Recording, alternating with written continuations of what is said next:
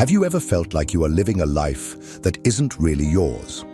As if somehow you are following a script written by someone else, parents, teachers, friends, society, and deep down, something inside you is screaming that something is wrong. You wake up every day, put on the same mask as always, fulfill your obligations, interact with people as if everything is fine. But at some point, when silence finally arrives, that uncomfortable question arises. Who am I really? Carl Jung believed that this feeling of disconnection is not a coincidence. On the contrary, it is a symptom of a deep problem that almost no one has the courage to face. Most people go through their entire lives without ever knowing their true selves. They limit themselves to living social roles, manufactured identities, and imposed expectations. The worst part? They believe that this is all there is. They die without ever having known their own soul. And now comes the most important question. Is this happening to you? What you called self may not be you. Your personality, your desires, your beliefs. How much of this is truly yours, and how much was placed there by others? Since childhood, we have been conditioned to fit in, to become acceptable, to hide certain aspects of ourselves in order to be loved. We create a mask, or as Jung called it, a persona, a social disguise that we use to protect ourselves. But the more we wear this mask, the further we drift away from our true selves. And one day, this mask becomes all that is left of us. But Jung warned us. Living disconnected from who we really are comes at a cost. A cost paid with anguish, dissatisfaction, and a constant feeling that something is missing. Have you ever felt that no matter what you achieve, there is still an emptiness? As if something essential is always out of your reach. This happens because what you truly need is not out there. It is not in a better job, in a perfect relationship, or in the recognition of others. It is within you, buried under layers and layers of conditioning. The big question is, are you willing to dive into your own psyche and discover who you really are? Because this journey is not easy. Finding the true self requires you to confront everything that has been repressed, forgotten, or distorted over the years. It means looking inward and facing parts of yourself that you might prefer to avoid. But this is also the only way to free yourself. In this video, we will explore the journey that Carl Jung called individuation. The process of becoming whole, of integrating all parts of yourself and finally living according to your true essence. Are you ready for this? Then let's begin. Since childhood, you learned that to be accepted, you needed to behave in certain ways. Perhaps you were taught to be polite, not to speak too loudly, not to show anger, to please others. Or maybe you learned that you had to be strong all the time, hide your weaknesses, and appear confident even when you were filled with doubts inside.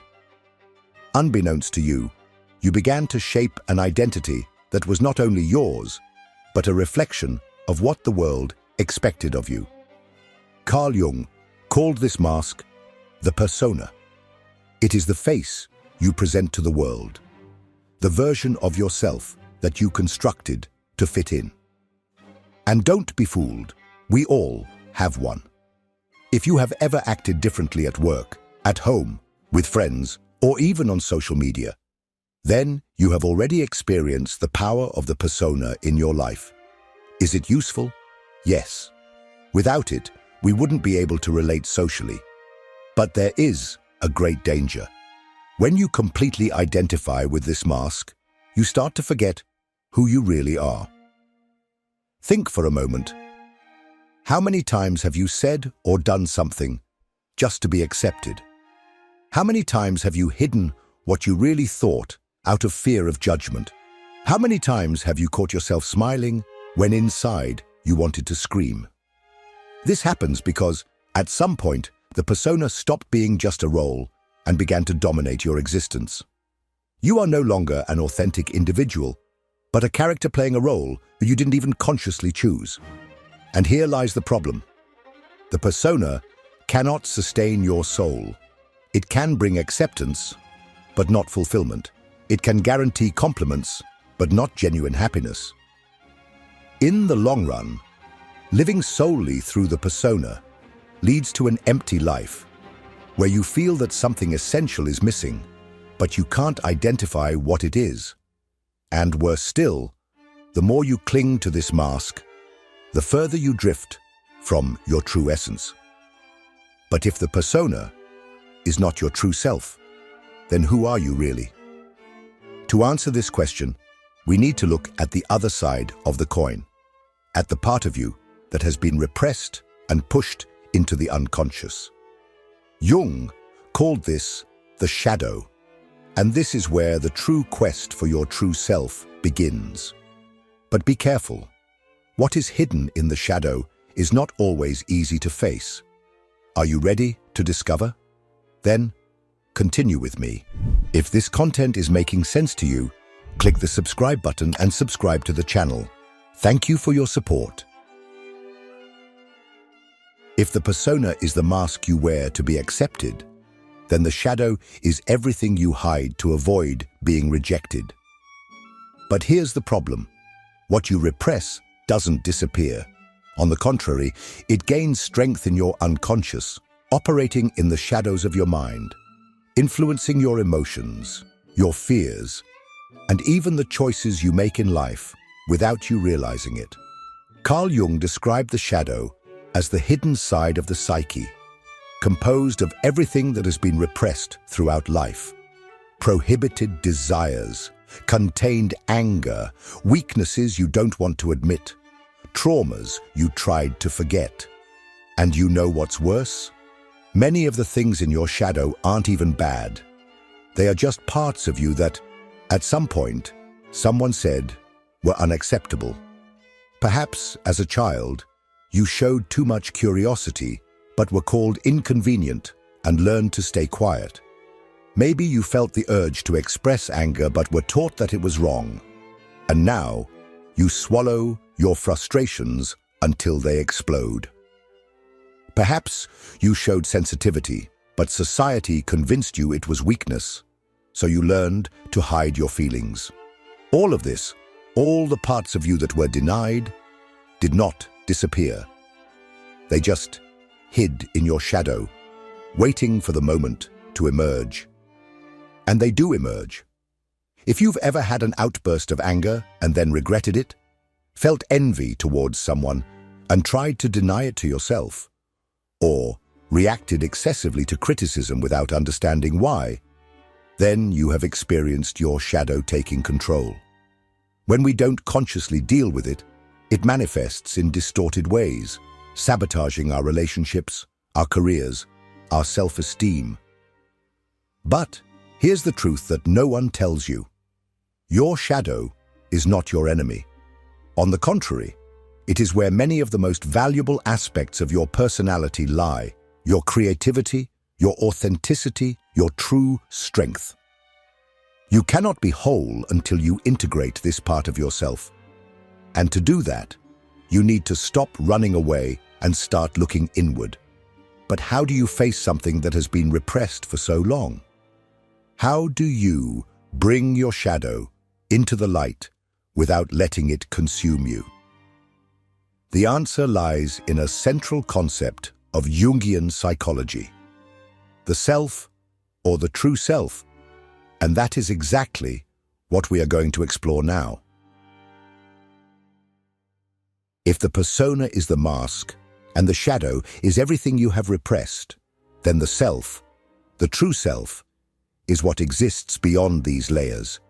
It is the totality of your psyche, the harmonious fusion between who you truly are and who you show to the world.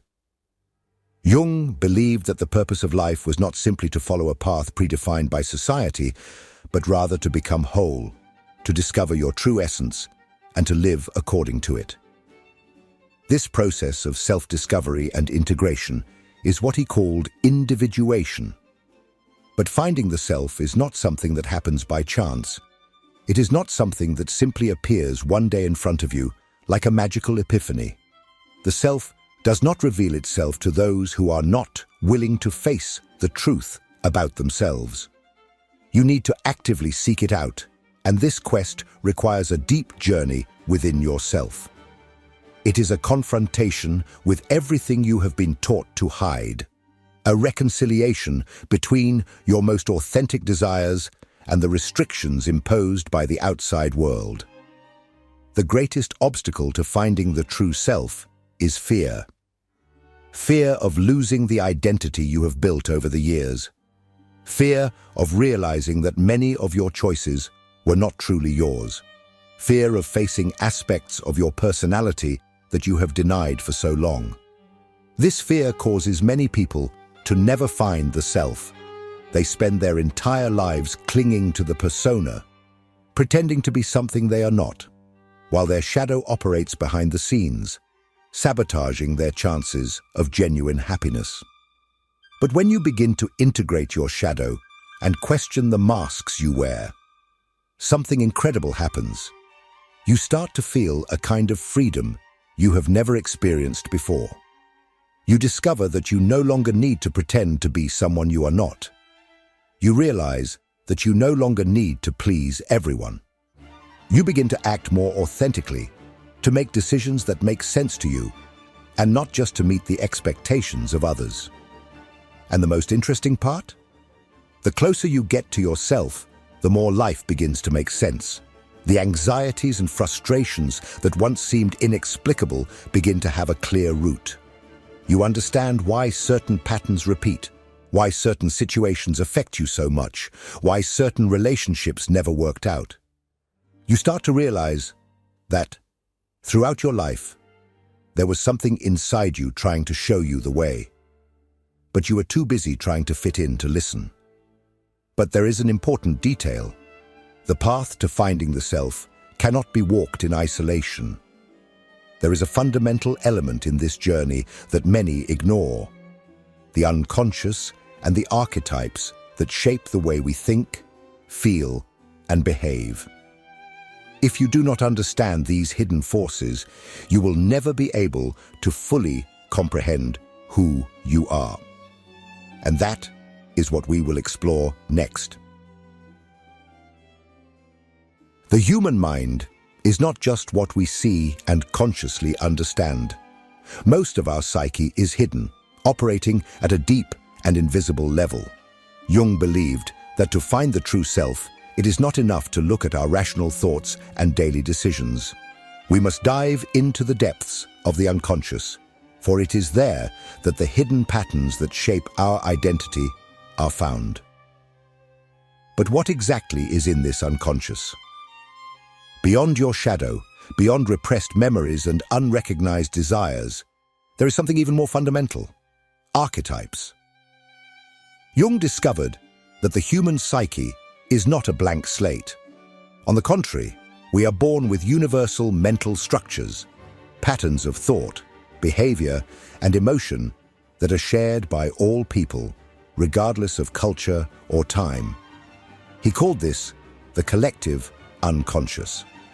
And it is from this collective unconscious that archetypes emerge, primordial images that influence the way we perceive the world and ourselves. If you have ever felt an inexplicable attraction to certain stories, myths, or symbols, it is because archetypes are acting within you. They appear in fairy tales, movies, religions, and, most importantly, in your own dreams and behaviors. For example, the hero is an archetype present in virtually all cultures. It represents one who faces challenges, overcomes obstacles, and seeks transformation. But there is also the wise one, who symbolizes knowledge and introspection. The rebel, who challenges the rules and questions the system, and the caregiver, who lives to protect and serve others. And the most interesting part? You do not choose which archetypes influence your life. They operate within you without your awareness. The problem arises when you identify only with one archetype and ignore the others. If you only see yourself as the hero, you may end up feeling pressured to always be strong, unable to accept weaknesses or vulnerabilities. If you live solely in the role of the caregiver, you may spend your life putting others' needs above your own, forgetting about yourself. Finding the true self means balancing these archetypes, recognizing which ones dominate your life, and integrating those that have been neglected. But how do these archetypes appear in your life? The answer lies in your dreams, your impulses, the patterns that repeat without you understanding why. And if you ignore them, you will be ignoring essential parts of yourself. That is why so many people feel lost. They do not understand that there are invisible forces shaping their desires, their decisions, and even their existential crises. But here is the most important question. If you do not become aware of these archetypes, they control you. They determine your behaviors, your insecurities, your relationships. But if you recognize and integrate them, you take control of your own narrative. And that is precisely what differentiates those who find their true self from those who spend their entire lives trapped in automatic patterns. But what if you ignore all of this? What happens to someone who refuses to look at the unconscious, who resists individuation and continues to live according to masks and illusions? The answer lies in the psychological suffering that accompanies those who flee from themselves. And that is the danger of non-individuation, which we will explore now. What happens to someone who spends their life running away from themselves? Who ignores their own shadow, lives imprisoned in a persona, and refuses to acknowledge the archetypes that shape their destiny? Carl Jung was clear. Avoiding the process of individuation does not keep us safe. Instead, it condemns us to a fragmented existence, filled with anxiety, frustration, and an emptiness that can never be filled by anything external. Many people believe that following society's rules and fitting into what is expected of them will guarantee a peaceful life. But this tranquility is merely superficial.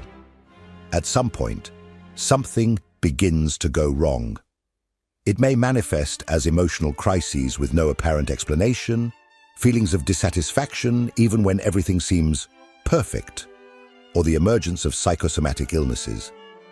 The body and mind always find ways to alert us when we are straying too far from our true nature. Non-individuation can also manifest through destructive patterns. Have you ever noticed how some people repeat the same mistakes throughout their lives? How they enter abusive relationships, sabotage their own achievements, or live in a constant state of dissatisfaction? This happens because when we do not deal with what is hidden within us, we become prisoners of our own unconscious. It finds ways to express itself, even if it is through suffering. Another common symptom of non-individuation is the feeling that we are merely existing, but not truly living.